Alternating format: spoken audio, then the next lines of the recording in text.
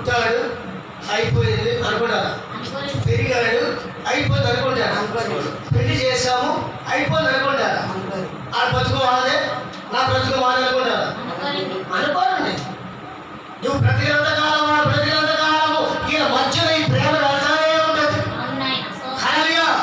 ఎంత ఏడు తల్లిదండ్రులు చూస్తూనే ఉంటారు, ఆలోచిస్తారు, వాళ్ళకి ఏం సమకూర్చాలని ఆలోచిస్తారు, వాళ్ళకి ఎలాగా నాకు చేయాలని ఆలోచిస్తారు. మధ్య మధ్యలో పొరపాటు చేయకుండా కాపాడుకుంటారు, మధ్య మధ్యలో తొట్టిపోకుండా కాపాడుకుంటారు. ఎందుకు కాపాడుకుంటారంటే తన బిడ్డలు చెడిపోకూడదు, తన బిడ్డలు పాడైపోకూడదని తన తల్లిదండ్రులు ఆలోచిస్తారు.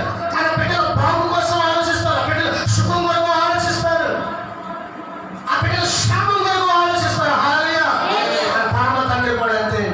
ఎందుకు నిన్ను ఆలోచిస్తున్నాడంటే ఎక్కడ కూర్చొని పడిపోతావని ఆలోచిస్తున్నాడు, ఎక్కడ కూర్చొని నువ్వు నా సన్నిధిలో దొరికిపోతావని ఆలోచిస్తూ ఉన్నాడు. నేను ఎక్కడ కూర్చున్నానండి? దేవుడి గుడిలో కూర్చున్నాను కదా, దేవుడి గుడిలోనే కూర్చుంటాం. అది మనిషి ఇక్కడ, మనసు ఇక్కడ. ఏంటి ఇక అవనస్తులు కూడా చూడక్కర్లేదు, వాళ్ళకి ఎంత బాగా చాట్లాడి సెలవులిస్తే చాలు.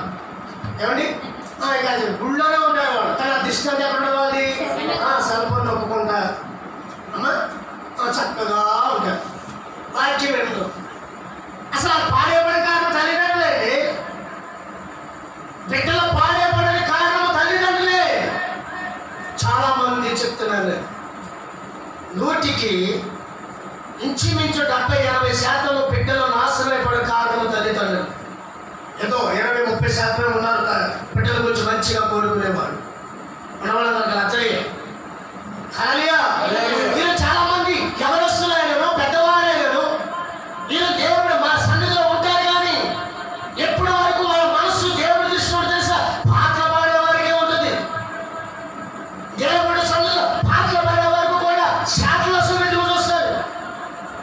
ఎప్పుడైతే వాక్యంలోకి వెళ్తాడు దైవజనుడు వచ్చేది దొరద,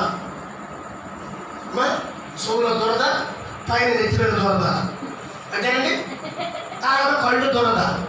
ఏంటి దొరద? ఏంటి దొరద చెప్పండి, మీరు చెప్పండి. సోగులో వెళ్దాం